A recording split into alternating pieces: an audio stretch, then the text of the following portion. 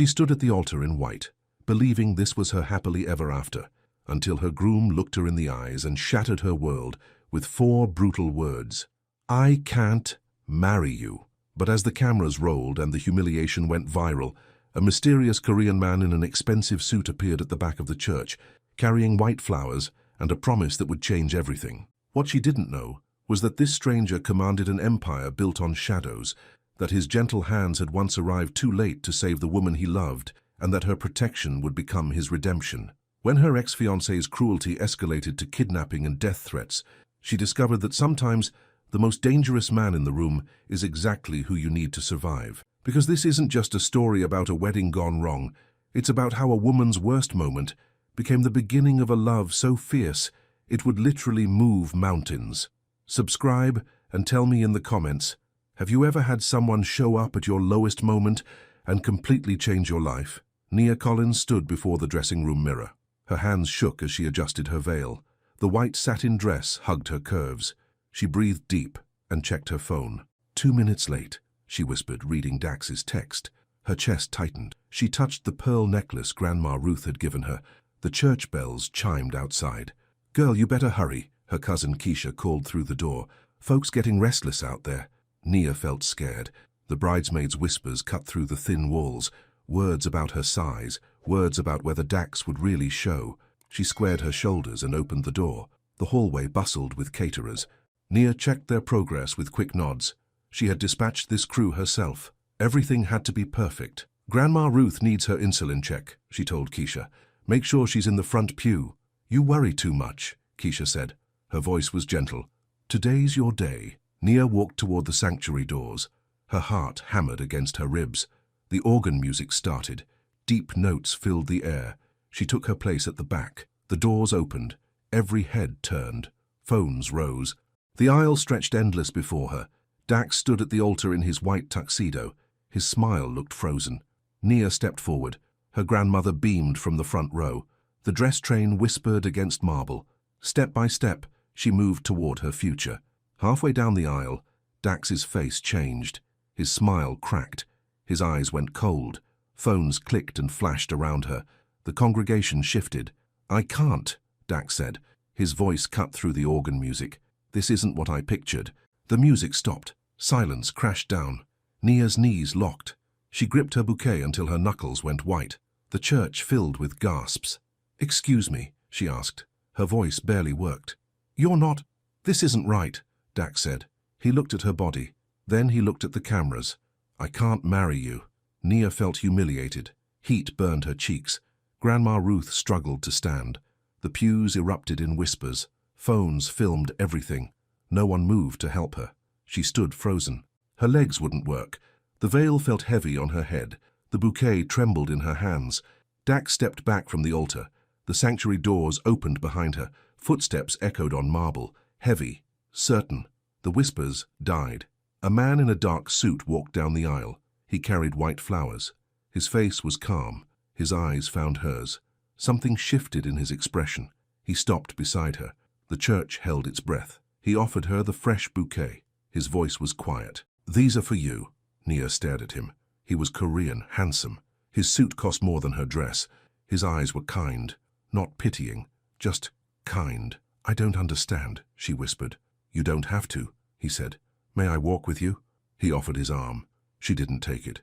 Instead, she lifted her chin. She dropped her old bouquet. It hit the floor with a soft thud. She took his flowers. They walked together. Not him leading, not her following. Side by side. The crowd parted. Cameras followed. She kept her eyes forward. At Grandma Ruth's pew, the man offered his other arm. Ruth took it. Her voice was shaking. "Thank you," Ruth whispered. "The honor is mine," he said. They reached the doors. Sunlight blazed outside. Reporters surged forward. The man stepped between Nia and the cameras. His presence created a wall. "This way," he said. His voice was calm. They walked down the church steps. The bouquet became her shield. Cameras clicked and whirred. Reporters shouted questions. The man ignored them all. At the curb, a black sedan waited. Another man in a suit stood beside it. He was also Korean, younger. His eyes scanned the crowd constantly. "I'm Jae-min," the first man said. "This is Min-kyu." "Nia," she said. Her voice was stronger now. "This is my grandmother, Ruth. May we drive you home?" Jay asked. "No strings attached." Nia studied his face. She felt cautious, but also grateful. Grandma Ruth squeezed her arm. "Just home," Nia said. "Just home," Jay agreed. Min-Kyu opened the car door. The interior was leather, clean, safe. Nia helped her grandmother inside. She slid in after her. The door closed. The sedan pulled away from the chaos. Nia's breath caught. She looked back at the church. Dax stood on the steps. His face was red, angry. The cameras had turned to him. "Why?" she asked Jay. He sat across from her. Grandma Ruth dozed between them. "Because everyone deserves flowers on their wedding day," he said, "even if the wedding doesn't happen." His voice was honest. Nia felt something loosen in her chest. The city slid past the windows, buildings and trees. Normal life continuing. "What do you do?" she asked. "I fix problems," Jay said, "usually for people who can't fix them themselves." "Are you going to want something from me?" "No." The word was firm, final. Nia believed him. She touched the bouquet petals. They were soft, real. The sedan stopped at her building. The small house looked shabby next to the expensive car. Nia didn't care. It was home. "Thank you," she said, "for everything." "You're welcome." She helped Grandma Ruth out of the car. They walked toward the front steps. Ruth fumbled for her keys. The afternoon sun felt warm. A brick crashed through their front window. Glass exploded across the porch. Nia threw herself over her grandmother. Sharp pieces scattered around them. "Stay down," Jay called. He was already moving. Min-Kyu appeared from nowhere. They checked the street, the shadows, everything. Nia's hands shook. She helped her grandmother stand. Glass crunched under their feet. The brick lay on the porch. Letters were carved into it. D.W. Dax's initials. "Inside," Min-Kyu said. "Now." They checked the house room by room. Nothing else was broken. No one hiding, just the window, just the message. Nia swept glass from the couch. Her grandmother sat heavily. Ruth's face was pale. Her hands trembled. Nia felt angry, then scared, then angry again. "I'm calling the police," she said. "They'll file a report," Jay said. His voice was careful. "That's all. What else can they do?" "Nothing useful." Jay looked at the broken window, at the brick, at her grandmother's shaking hands. His jaw tightened. "Let me keep you safe tonight," he said. "Both of you." "We can manage," Nia said, but her voice lacked conviction. "I know you can," Jay said, "but you shouldn't have to." Sirens wailed in the distance, getting closer. Nia looked at her grandmother. Ruth was still shaking. The house felt exposed now, violated. "Just tonight," Nia said. "Just tonight," Jay agreed. The police came and went. They took pictures, wrote notes, promised to patrol more. Their voices were polite but distant. They left quickly. Min-Kyu covered the window with plywood. The house grew dark. Nia packed a bag for herself, another for her grandmother. Medicine, clothes, essentials. "Ready?" Jay asked. "Yes," Nia said. She wasn't. But staying felt worse. The sedan carried them through the city. Traffic lights, bridge crossings. Buildings grew taller, more expensive. The penthouse district. They stopped at a glass tower, 30 stories high. The lobby gleamed with marble and crystal. A woman waited by the elevators. She was Korean, middle-aged. Her smile was warm. "This is Irene," Jay said. "She takes care of the house." "Welcome," Irene said. Her English was accented but clear. "Please, come." The elevator rose swiftly. The city fell away below. Nia's ears popped. Grandma Ruth gripped her arm. The doors opened. The penthouse spread before them. Floor-to-ceiling windows, modern furniture, a kitchen with gleaming counters. The view showed the entire city, the river, the bridges. "Your room is here," Irene said to Ruth. "Very comfortable." The guest room held a hospital-style bed, adjustable height, rails if needed. The bathroom had grab bars. Everything was perfect for an elderly person. Too perfect. "So you've done this before," Nia said to Jay. "Protected someone's grandmother?" he asked. "Yes." Something shifted in his expression. Pain. Old grief. He looked away. "Your room is across the hall," Irene told Nia. "Door codes, not locks. You keep your phone. You leave any time you want." The boundaries were clear, respectful. Nia felt relieved. She'd expected something different, something controlling. "Thank you," she said. Irene brought tea, green tea with honey. Ruth sipped carefully. Her color returned. The shaking stopped. They sat in the living room. The city sparkled below. "I work tomorrow," Nia said. "Catering dispatch." "I'll drive you," Jay said. "I take the bus." "Tomorrow you don't." His voice was firm, not angry, just certain. Nia studied his face. She saw worry there, real concern. "One ride," she said. "Then we see." "Fair enough." Night fell outside the windows. The city lights twinkled. Irene showed them where everything was. Kitchen, bathroom. Emergency numbers, exit routes. Nia helped her grandmother to bed. Ruth's medication was arranged on the nightstand. Water glass filled, phone charger plugged in. Everything ready. "That man," Ruth whispered. "He's got old hurt in his eyes." "I know, Grandma. But good hands, gentle hands." Nia kissed her grandmother's forehead. The room smelled fresh, clean, safe, nothing like their violated house. She went to her own room. The bed was huge, soft. The bouquet sat on the nightstand in a crystal vase. White lilies and roses. Still perfect. She lay down fully dressed. The city hummed 30 stories below. Police sirens, car horns. Life continuing. But she was separate from it now. Protected. Hidden. Her phone buzzed. Text messages. Dozens of them. The wedding video was online. Comments flooded in. Cruel words about her body, her dress, her face when Dax rejected her. She turned the phone off. The room went quiet. Just the whisper of climate control. The distant sound of Jay's voice somewhere in the penthouse.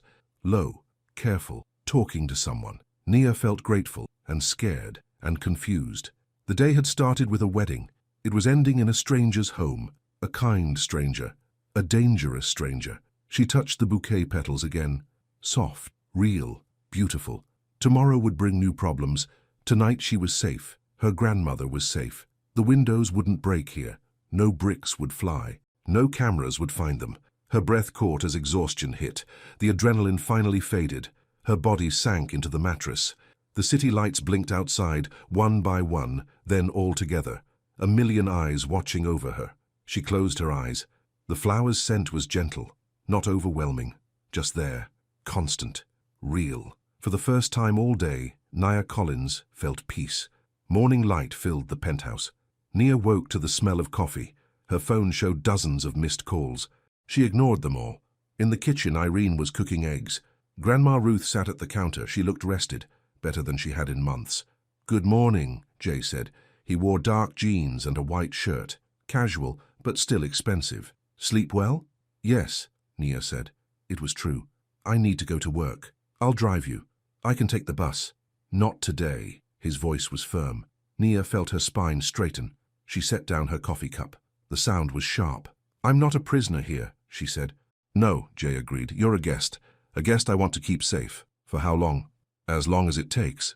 They stared at each other. Ruth cleared her throat softly. The tension broke. "Compromise," Ruth said. "He drives you today. You see how it goes." Nia nodded once. Jay's shoulders relaxed. The drive was quiet. Minkyu followed in another car. 2 blocks back, close enough to help, far enough to be invisible. The catering company looked small next to the sedan. "Pick you up at 5, Jay asked. "I'll text you," Nia said. "Fair enough." Inside the office, her co-workers stared. Everyone had seen the video. The rejection, the mysterious man with flowers. Questions buzzed around her desk. "Girl, who was that fine man?" asked Marcy from accounting. "A friend," Nia said. "Some friend. He looked expensive." Nia's computer pinged. Email notifications, social media alerts. The wedding video had gone viral. Comments flooded in. Nasty words about her weight. Her face, her dress. She turned off the notifications. Her hands trembled slightly. The words still hurt, still cut deep. At lunch, she found fresh flowers on her desk, white roses in a simple vase. No note, but she knew who sent them. Her chest tightened with something warm. "Why flowers?" she texted Jay. "Because they're beautiful. Like you." The response came immediately. Nia stared at the screen. No one had called her beautiful in years. Dax certainly hadn't.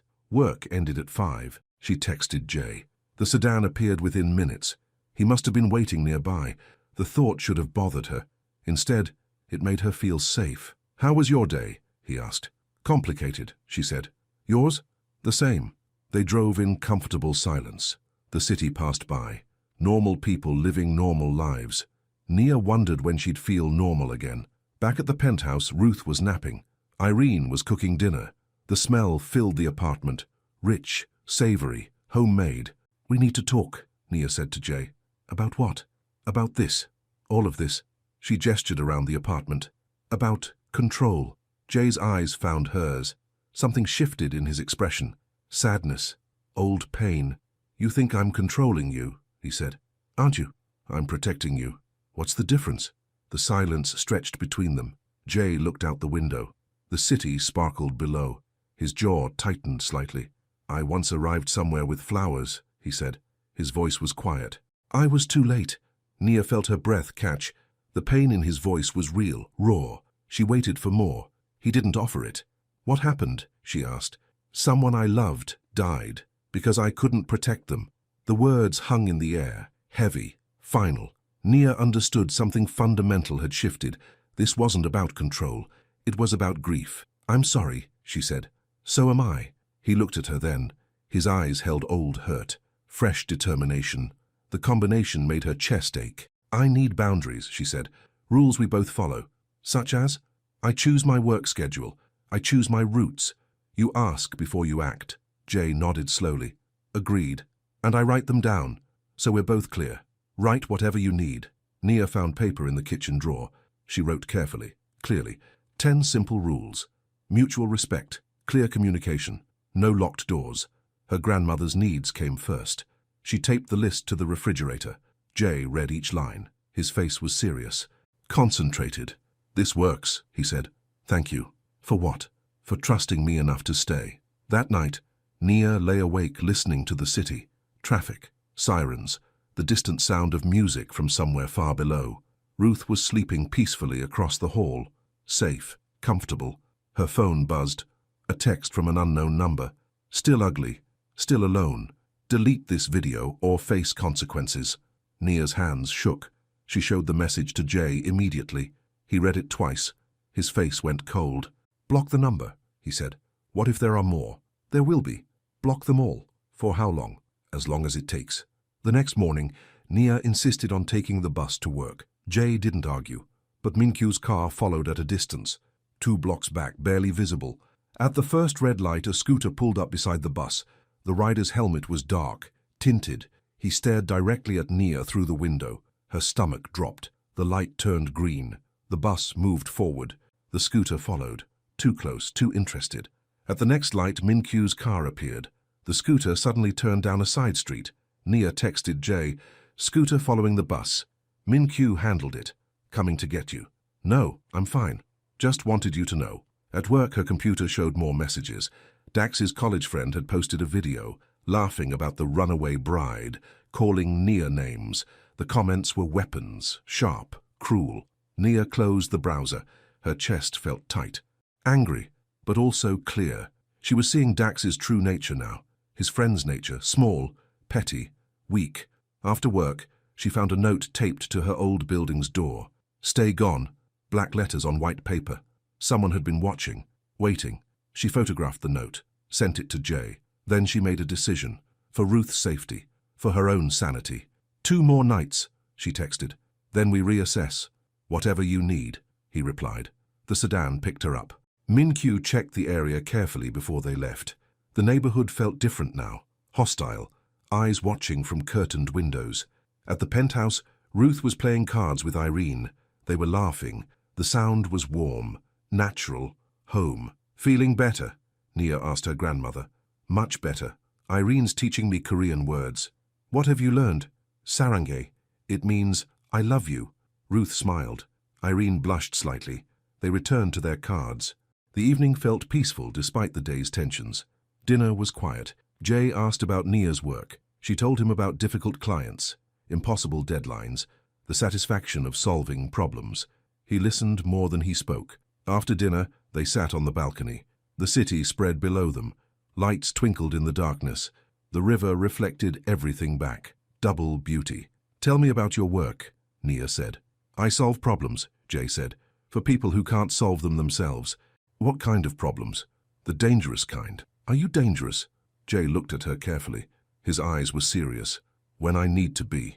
The honesty was refreshing. No pretty lies, no false reassurances, just truth. Have you ever hurt innocent people? She asked. No, never. Good. They sat in comfortable silence. The night air was cool, clean.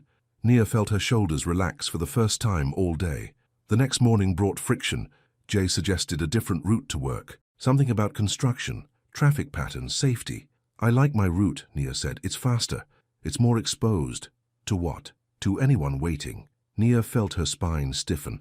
They were back to control issues, boundaries being tested. I choose my route, she said.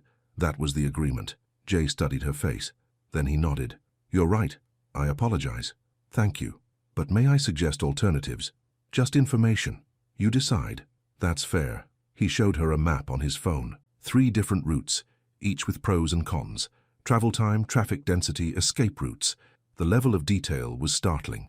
You plan everything, she said. Planning keeps people alive. Nia chose her original route. Jay accepted her decision without argument, but his jaw tightened slightly. She pretended not to notice. At the bus stop, their differences became visible. Her scuffed sneakers next to his polished leather shoes. Her thrift store coat next to his tailored jacket. The gap between their worlds was enormous, but he stood with her until the bus came. No judgment in his eyes, no embarrassment, just presence. Text me when you arrive, he said. I will.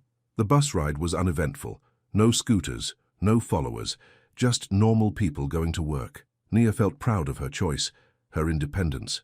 At work, she handled dispatch calls efficiently, restaurant events, corporate lunches, wedding receptions.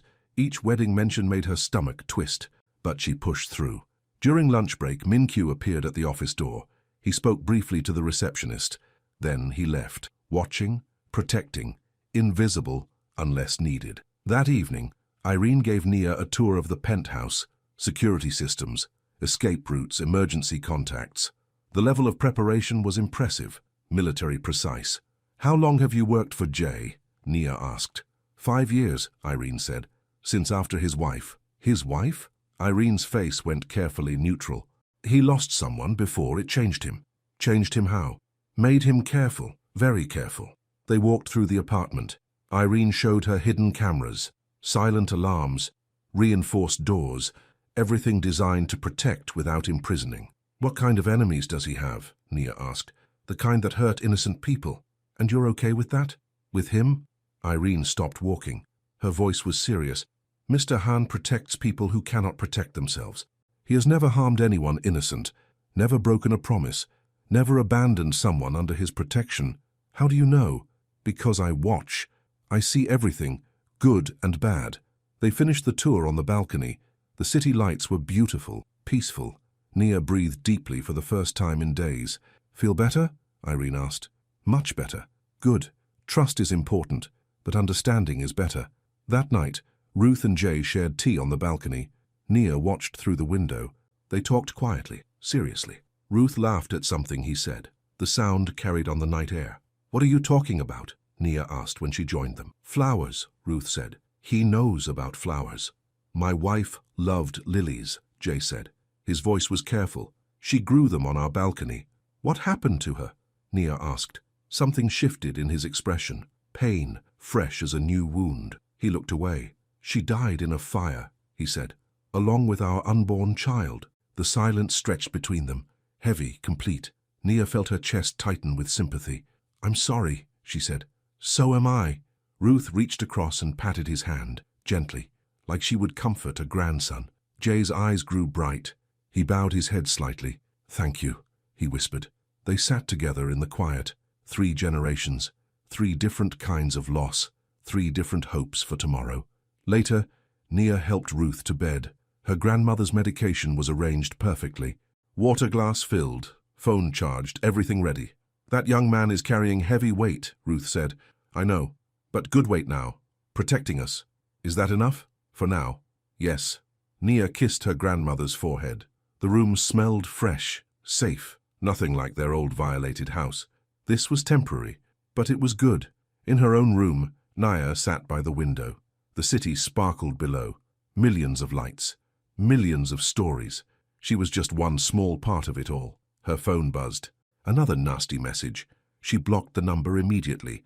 Then another, and another. The harassment was escalating, getting worse. She texted Jay, More messages, blocking them. How many? 7 tonight. Show me tomorrow. We need to document everything. Nia turned off her phone. The room went quiet. Just the whisper of climate control, the distant hum of the city. Safe sounds. She looked at the flowers on her nightstand. Still fresh, still beautiful. White lilies and roses. Like his wife had grown, like he remembered her by. The connection made her chest ache, not jealousy. Something deeper. Understanding. He was protecting her the way he hadn't been able to protect them. The weight of that responsibility was enormous. Her breath caught as realization hit. This wasn't about attraction. It was about redemption. His redemption. Her safety was his second chance. The thought should have frightened her. Instead, it made her feel valued, precious, worth protecting. She touched the flower petals gently. Soft, real, constant. Tomorrow would bring new challenges. More messages, more threats, more tests of the boundaries they'd drawn. But tonight, she was safe. Ruth was safe. The windows wouldn't break. The phones were blocked. The doors were secured. Nia closed her eyes and let the city's quiet rhythm carry her towards sleep. 30 stories above the danger, surrounded by careful hands and gentle hearts. For the second night in a row, she felt peace. The next morning, Nia found Grandma Ruth and Jay sharing tea on the balcony. Ruth was teaching him to braid herbs. His large hands worked carefully, gently. "Like this?" he asked. "Perfect," Ruth said. "You have good hands." Nia watched from the doorway. Something shifted in her expression. Warmth, understanding. They looked comfortable together. Natural. "What are you making?" she asked. "Herb bundles," Ruth said. "For drying. Jay wants to learn." "My wife grew herbs," Jay said. His voice was careful, soft. "I never paid attention then." Ruth patted his arm. "Learning is never too late." They worked in comfortable silence. 3 generations braiding plants. The morning sun was gentle, peaceful. Nia felt her chest tighten with something unnamed. After breakfast, she left for work. The routine was becoming normal. Bus, office, dispatch calls, Min-Q watching from a distance, safe. At lunch, fresh flowers appeared on her desk again. White chrysanthemums this time. The card was simple. "Because Monday should have beauty too. Someone's got it bad," Marcy said. She was grinning. "These flowers cost more than my car payment." "They're just flowers," Nia said. "Honey, no man sends just flowers every day. He's claiming you." The word made Nia's stomach flutter. Claiming. Like she belonged to someone. The thought should have bothered her. Instead, it felt warm. That evening, the penthouse felt different. More comfortable. Ruth was teaching Irene card games. Their laughter filled the living room. Easy. Natural. "How was your day?" Jay asked. "Good," Nia said. "Yours?" "Quiet. I like quiet days." They made dinner together. Simple food. Pasta. Vegetables. Nothing fancy. But cooking beside him felt intimate. Personal. Their hands brushed, reaching for salt. Her breath caught briefly. After dinner, they sat on the balcony again. The city lights were steady. Constant. Ruth had gone to bed early. Tired, but happy. "She likes you," Nia said. "I like her too. She reminds me of someone." "Who?" "My grandmother. She died when I was 12. Jay's voice was distant, remembering. Nia waited for more. He looked at the city below. "She taught me about flowers, about gentleness, about protecting people smaller than you. Is that why you help people?" "Partly, yes." The silence stretched between them. Comfortable now, not tense. Nia felt safe asking harder questions. "Tell me about your wife," she said. Something shifted in his expression. Pain, fresh as an open wound. He gripped the balcony rail, his knuckles went white. "Her name was Sue Jin," he said. "She was a teacher, kind, gentle. She grew lilies on our balcony." "How did you meet?" "Coffee shop. She spilled tea on my jacket, apologized for 10 minutes straight." His voice grew soft. "I bought her dinner to make her stop apologizing." Nia smiled. She could picture it. A young Jay, charmed by a nervous woman with tea stains. "Were you happy?" "Very happy. For 3 years." "What happened?" Jay's hands trembled slightly. He looked away. The pain in his eyes was terrible, raw. "Fire," he said. "Apartment building, old wiring. She was 6 months pregnant." Nia felt her breath catch. The tragedy was enormous, unbearable. "I was working late," Jay continued. His voice was barely audible. "She called me, said she smelled smoke. I told her to get out, call the fire department. I would be there soon." "But you weren't." "No. Traffic, construction. 20 minutes became an hour. His voice broke slightly.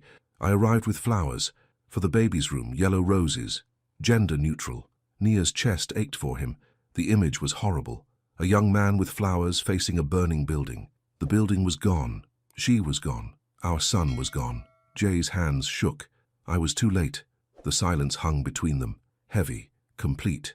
Nia understood everything now. His protection, his flowers, his desperate need to arrive in time. "I'm sorry," she said. The words felt inadequate. "So am I." Every day, they sat quietly. The city hummed below. Life continuing. People living, loving, losing. The cycle never stopped. "Is that why you protected me?" Nia asked. "Because you couldn't protect them?" "Partly, yes." "And the flowers?" "Because she never got her roses. Because beautiful women deserve beautiful things." Nia felt tears on her cheeks. She hadn't realized she was crying. The grief was his. But the kindness was universal. "Thank you," she said, "for telling me. Thank you for listening." He reached across and touched her hand briefly, gently, then pulled away, honoring boundaries, respecting space. They finished the evening in comfortable quiet. No more questions, no more revelations, just presence, understanding. That night, Nia lay awake, thinking about loss, about second chances, about a man who arrived with flowers because once he'd been too late. The weight of his protection wasn't burden, it was gift. Her phone buzzed, another nasty message. She blocked it immediately. The harassment was constant now, relentless, but smaller somehow, less important than the real things happening around her. She looked at the flowers on her nightstand, white lilies, like Sujin had grown, like Jay remembered, like he honored with every bouquet. The next morning brought disturbing news. Minkyu showed them a video on his phone. Dax at his college reunion, drunk, laughing with his fraternity brothers. "Dodged a bullet there," Dax was saying. He held up a beer. "Can you imagine if I'd actually married that cow?" His friends laughed. Cruel laughter. The video had thousands of views, hundreds of comments, all of them ugly. Nia's hands shook, not from hurt this time, from rage. The cruelty was intentional now, calculated. "I can make this disappear," Jay said. His voice was cold, dangerous. "No," Nia said. "Don't. He's humiliating you publicly. He's humiliating himself. Let him." Jay studied her face. Something shifted in his expression. Respect, understanding. "You want quiet to live," he said. "I want quiet to live," she agreed. "Then quiet it is." Minkyu looked disappointed. He clearly wanted action. Retaliation. Jay shook his head once. Final. "We ignore it," Jay said. "All of it." That evening, a courier buzzed the lobby. Irene frowned at the timing. 9 p.m. was unusual. She checked the security system carefully. "Package for Ms. Collins," the courier said. "Bring it up," Jay told security. The package was small, elegant wrapping, expensive ribbon. It looked innocent, harmless. Irene signed for it carefully. Inside the apartment, they opened it together. Minkyu had his hand near his jacket, ready, alert. The box contained burned flowers, charred lilies, black roses, ash scattered around them.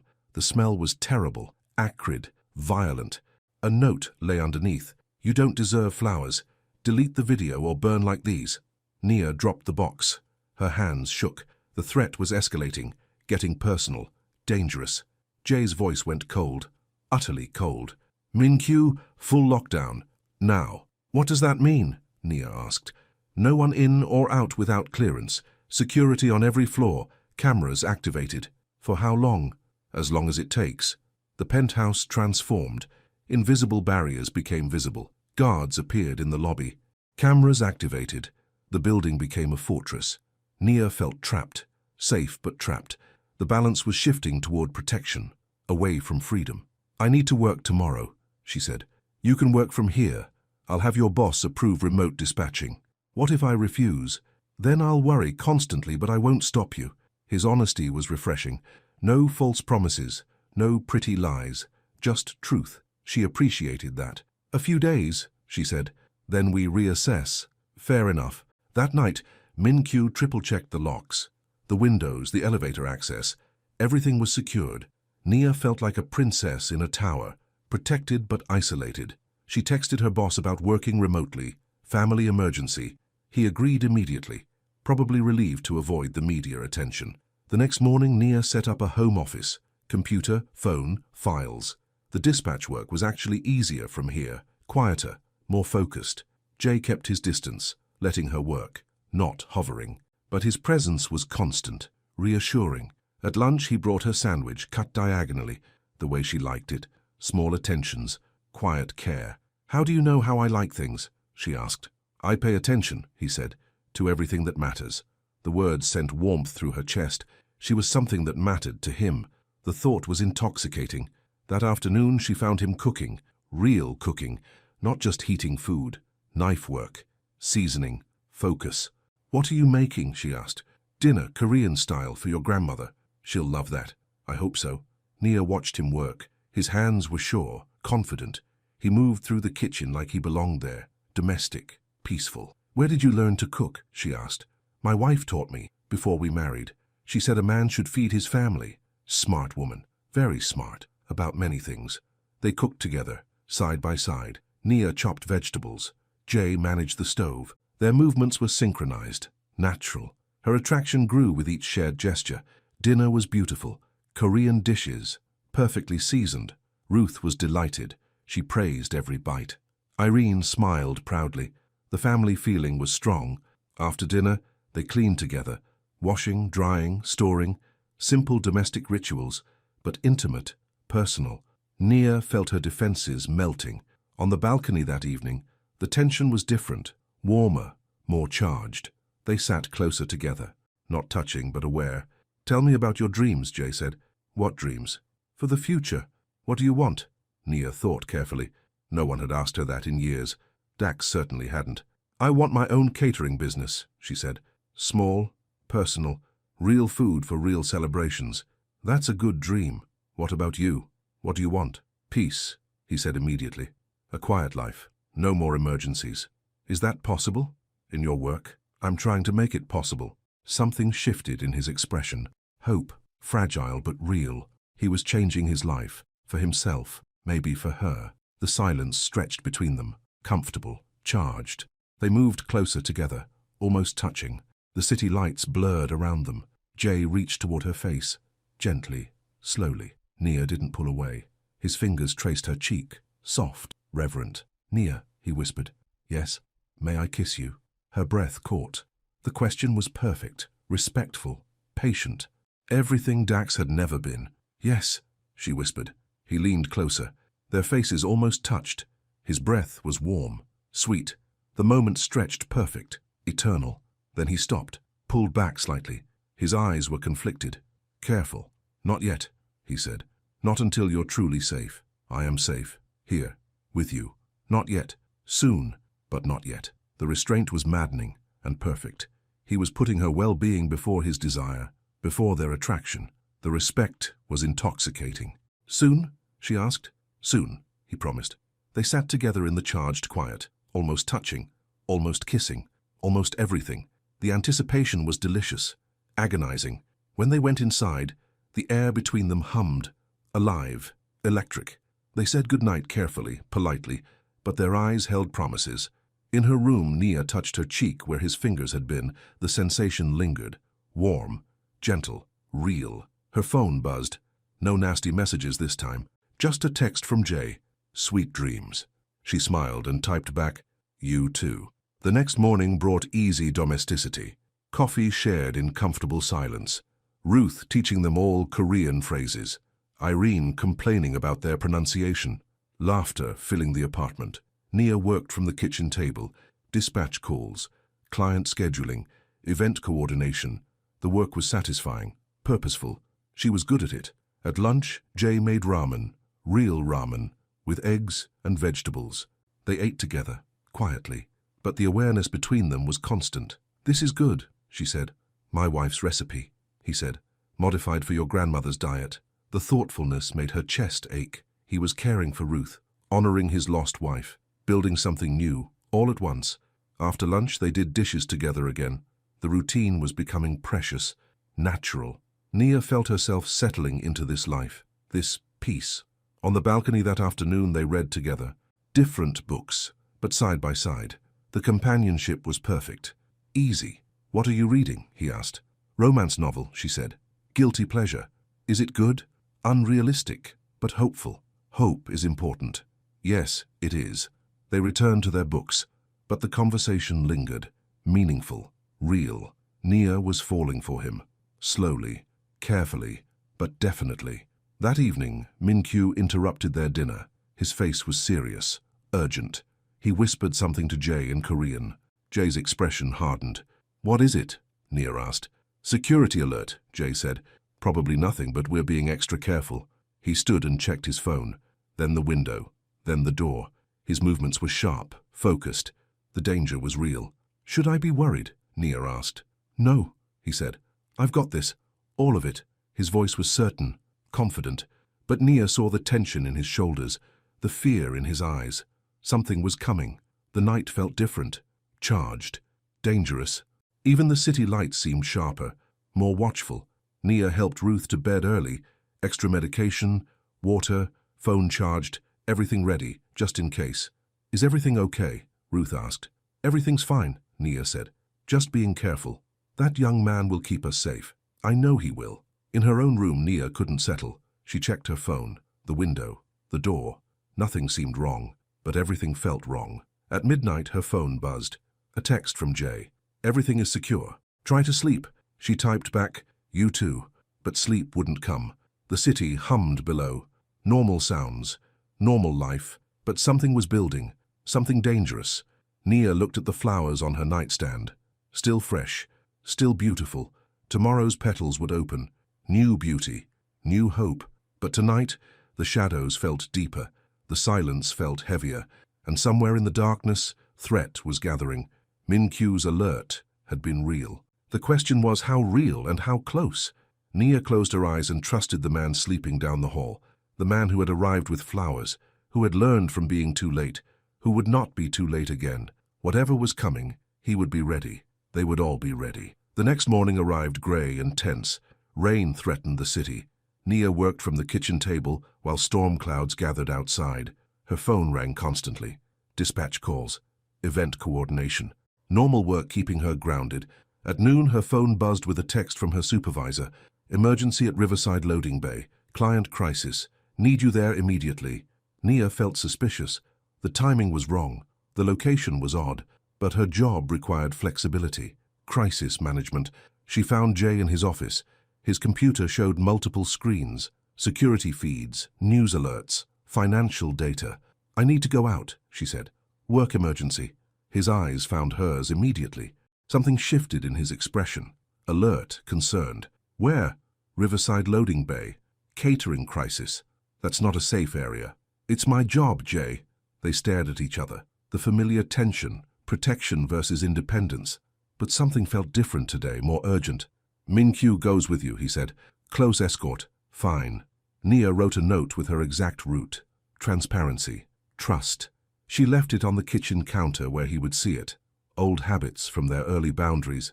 The elevator descended 30 floors. The lobby was quiet. Too quiet. Min-kyu checked his phone constantly. His jaw was tight. Outside, the sedan waited. Min-kyu helped her in. His movements were sharp, focused. The city looked different through tinted windows, more threatening. "Everything okay?" Nia asked. "Just careful," Min-kyu said. His English was careful too, precise. They drove through downtown. Traffic was heavy, normal, but Min-kyu's eyes scanned constantly. Mirrors, side streets, rooftops. His hand rested near his jacket. The Riverside district was industrial. Warehouses, loading docks, concrete and steel. Nia's chest tightened. This didn't feel like catering territory. At the loading bay, the area was empty. No catering trucks, no event setup, just vacant space and river wind. Nia felt scared. "This is wrong," she said. Min-kyu was already reaching for his phone. His face was hard, angry. They had been tricked, lured. A van appeared from behind a warehouse. White, unmarked, moving fast. Min-kyu started the engine immediately, but another van blocked their exit. "Down!" Min-kyu shouted. The van doors slid open. Men jumped out. Nia saw masks, dark clothes, purpose. Her breath caught as terror flooded her system. Min-kyu threw the car in reverse. Tires screamed on concrete, but the second van was too close. They were trapped, cornered. "Stay in the car," Min-kyu said. He drew his gun, Clean, professional. No matter what happens. He opened his door and stepped out. Shots fired. Not at him. Warning shots. Into the air. The sound echoed off concrete walls. A rough hand grabbed Nia's door handle. She locked it instantly, but the window shattered. Glass sprayed her arms. Sharp pieces cut her skin. "Come quietly," a voice said. "Don't make this harder." "No," Nia said. Her voice was strong, certain. "Go to hell." She twisted away from the reaching hand. The car alarm shrieked. Min-Kyu was fighting, professional, efficient. But outnumbered, another hand grabbed her wrist, pulled hard. She twisted free for a second and shouted. Her voice echoed across the water, loud, clear. "Help." "Shut up," the man said. A rough hand covered her mouth. The taste was metallic. "Wrong. You're coming with us." The van door slid open again. Dark interior, rope, chair. This was real. This was happening. Nia felt terrified. Then she heard it. Engine roar, tires screaming. A black car appeared like a blade cutting air. Jay, moving fast. Furious, the car stopped hard. The door opened. Jay stepped out like violence made calm. His face was death. His eyes were fire. His movements were water. Fast, certain, lethal. What happened next was brief, surgical. The masked men scattered. Some ran, some fell. Jay moved between Nia and everything ugly. His body was her shield. "Don't look," he said. His voice was gentle, only for her. "Close your eyes." She obeyed. Sounds of impact. Bodies hitting concrete. Men crying out. Then silence. Complete silence. "It's over," Jay said. "Look at me." Nia opened her eyes. He knelt beside the broken car window. His hands were bloody. His clothes were torn. But his eyes were soft, concerned. "Are you hurt?" he asked. "No, just scared." "Good. That's good." He helped her out of the car. Min-Kyu was alive. Wounded, but alive. He held his arm against his ribs. Blood on his shirt, but standing. "Police?" Min-Kyu asked. "No police," Jay said. "Clean it up, quietly." Understood. They drove away in Jay's car. The sedan was ruined. The loading bay was empty again, like nothing had happened. Professional cleanup. No traces. In the car, Jay's hand shook once. Just once. He curled it into a fist on his thigh. His breathing was measured. Controlled, but wrong. "Are you okay?" Nia asked. Fine. But he wasn't fine. Something was breaking inside him. She could see it, feel it. The rescue had cost him something. Back at the penthouse, Jay went straight to the dining room. Alone. He closed the door behind him, locked it. The sound was final. Nia pressed her ear to the door. His breathing was too fast, too shallow. Panic, old memories, fire and loss and being too late. She knocked gently. "Jay." No answer. "Jay, I'm here, I'm safe. You saved me." Still nothing. Ruth appeared beside her. Irene too. They understood. Trauma was speaking louder than reason. "Sometimes," Irene said quietly, "he hears sirens, fire trucks, ambulances, then he goes away for a while." "How long?" "Hours. Sometimes all night." Nia felt her heart break for him. The rescue had triggered everything. Fire, loss, failure. The past was louder than the present. She knocked again. "I need you to open this door." Silence. "Please, I need to see that you're okay." More silence. Then footsteps. The lock clicked. The door opened slowly. Jay stood there like a broken statue. His face was pale. His hands trembled. His eyes were somewhere else. Somewhere burning. "I hear fire," he whispered. "Every siren is fire." "There's no fire," Nia said. "Just me, just now, just safe." She took his hand, led him to a chair, sat beside him. Close, but not touching. Present, but not demanding. "Tell me where you are," she said. "Loading bay, with you, with sirens." "No sirens now, just quiet." "I was almost too late." "But you weren't too late. I'm here." They sat in silence, her presence steady, his breathing slowly calming, the past releasing its grip on the present. "Better?" she asked. "Better." The door stayed open now, no more barriers between them. The walls were coming down, carefully, gently, but definitely. That evening they sat on the balcony. The city lights were soft, peaceful, normal life resuming after crisis. "Why did you come?" Nia asked. "How did you know?" "The note," Jay said. "Wrong handwriting, wrong tone. I knew immediately. So you followed." "I followed. Thank you." "You don't thank someone for protecting you. You just live. Safely." Nia felt grateful, and something deeper, something permanent. The attack had changed everything, clarified everything. "I'm staying," she said, "because of fear, because of love." The word hung between them. Simple, true, revolutionary. Jay's eyes found hers. Something shifted in his expression. Wonder, hope, love, he repeated. "Yes, love. Even though I'm dangerous, you're dangerous to people who hurt innocence, not to me. Even though my life is complicated, everyone's life is complicated. Even though I failed before, you didn't fail today." Nia reached for his hand. The knuckles were scraped, bandaged, evidence of protection, of devotion, of arrival in time. "I want safety," she said. "I want truth. I want a life not ruled by shame. I want those things too. I want you, even damaged, even carrying grief, especially then, because you know what loss costs, what love is worth." Jay lifted her hand to his lips, kissed the palm gently, reverently, like she was precious, sacred. "May I kiss you now?" he asked. "Yes, now that you're truly safe. Now that we're both truly safe." He leaned closer, their faces almost touched. His breath was warm, sweet. The moment stretched perfect, eternal. Their lips met gently, softly. A question answered, a promise made. The kiss was quiet, earned, steady. Everything else fell away. The city, the danger, the past. Just them. Just now. Just this perfect moment of connection.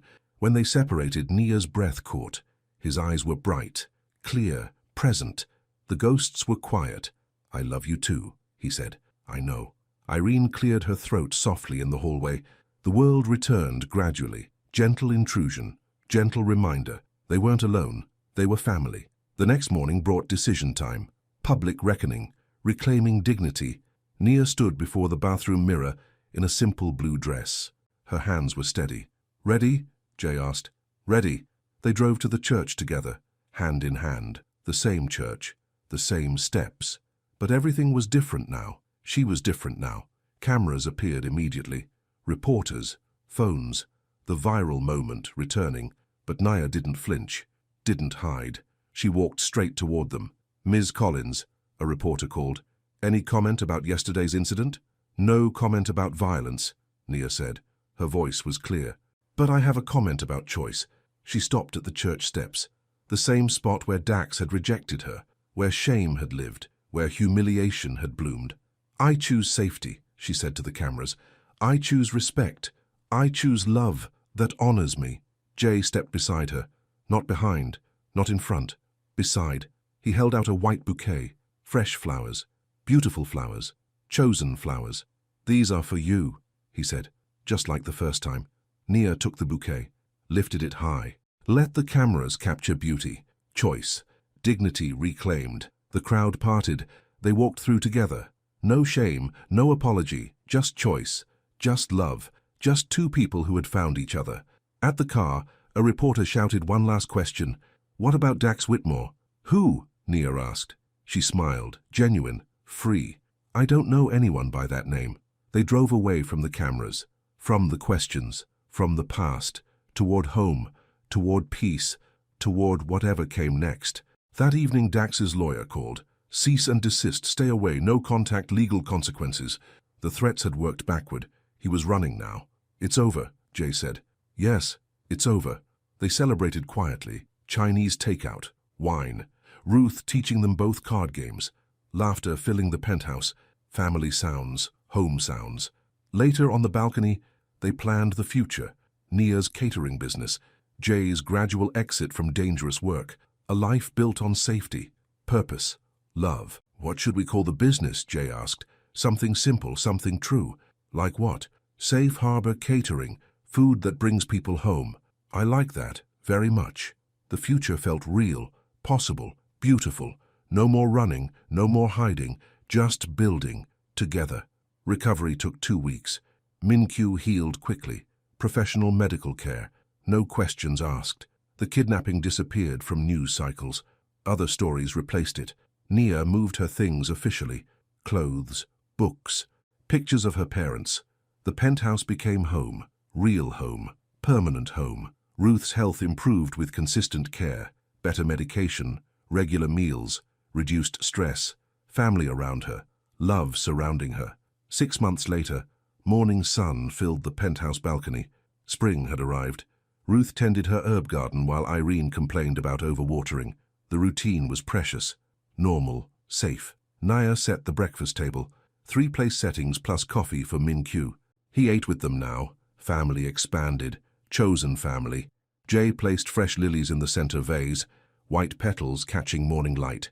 His daily ritual, his daily remembrance, his daily choice to honor beauty. Business meeting today? Ruth asked. Final one, Jay said. Transferring the last contracts, retiring officially. About time, Ruth said. You're too pretty to get shot at. Jay laughed. Real laughter. Free laughter. The sound filled the apartment. Bright, clear, happy.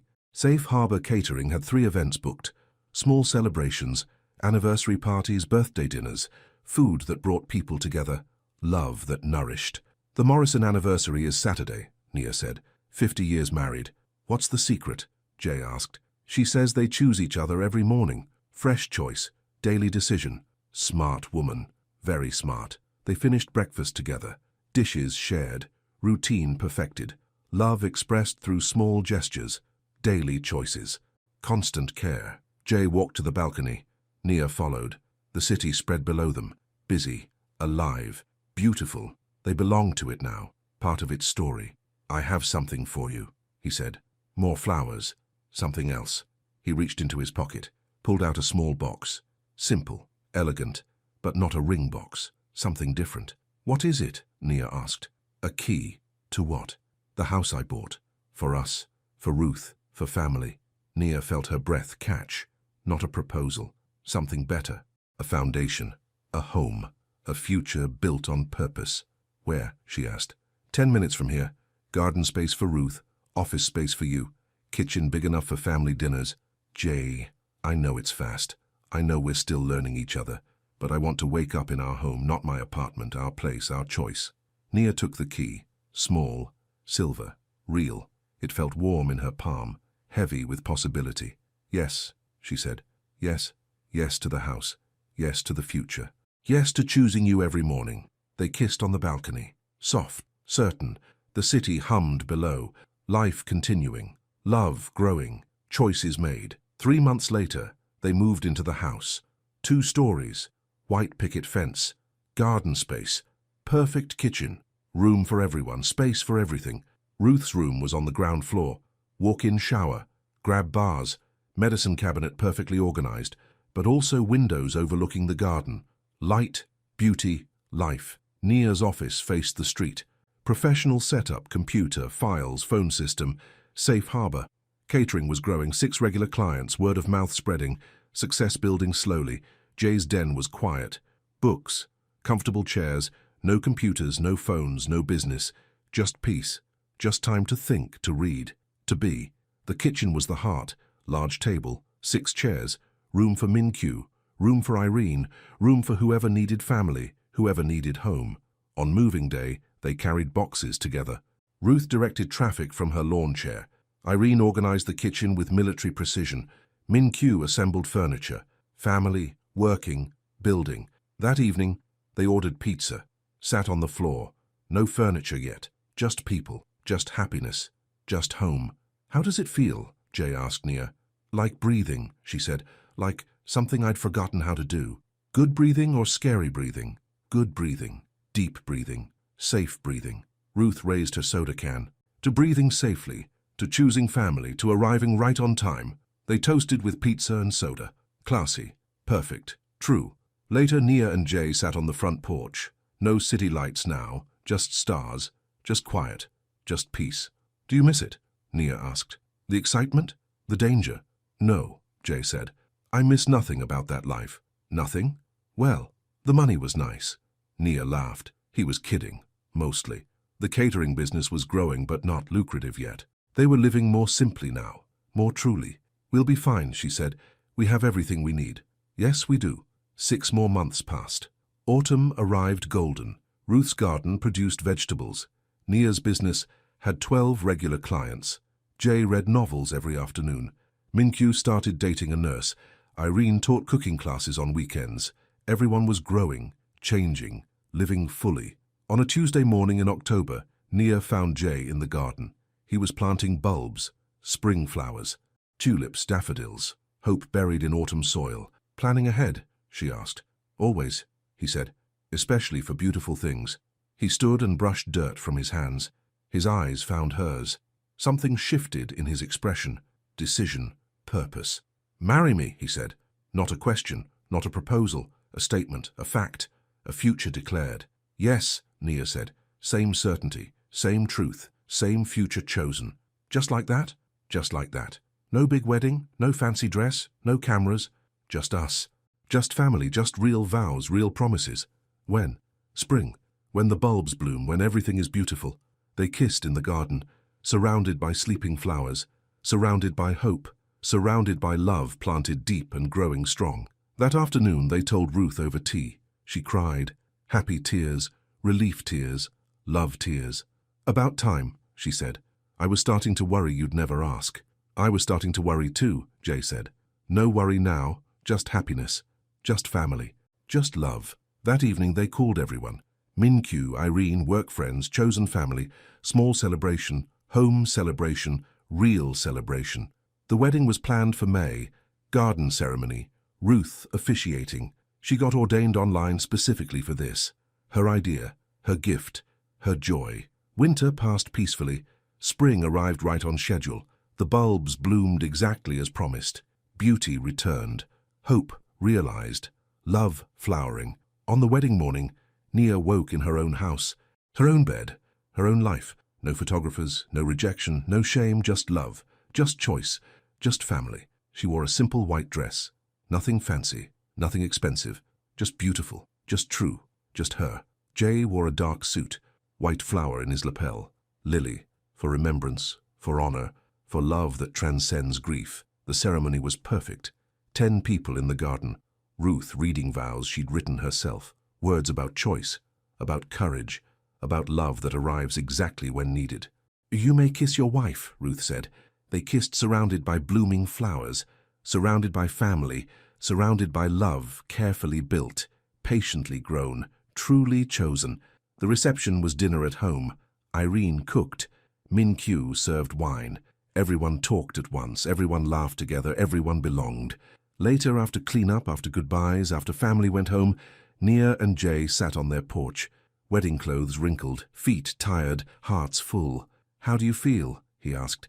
Married, she said. Really married, finally married. Different from the first attempt? Everything different, everything right, everything choice. They rocked gently in the evening air. Spring breeze, flower scent, peace surrounding them completely. What now? Jay asked. Now we live, safely, quietly, together. For how long? Forever, if we're lucky. We're lucky, he said. Very lucky. Ruth appeared in the doorway, ready for bed. Tired but happy, family complete, love secured. Good night, children, she said. Good night, Grandma, they said together. She went inside, left them alone. Married, safe, home. Nia looked at her husband, her protector, her choice. His eyes found hers. Something shifted in his expression. Peace, complete peace. A lily petal fell onto the porch table. White, perfect, beautiful, like a blessing, like a promise, like love made visible. Look, Nia said. Jay smiled, real smile, free smile, happy smile. She approves, he said. Who? Everyone. Everyone who loves us, living and gone. They sat together as night fell. Married, safe, home. The petal remained on the table between them, blessing their beginning, honoring their choice. Finally, they were exactly where they belonged.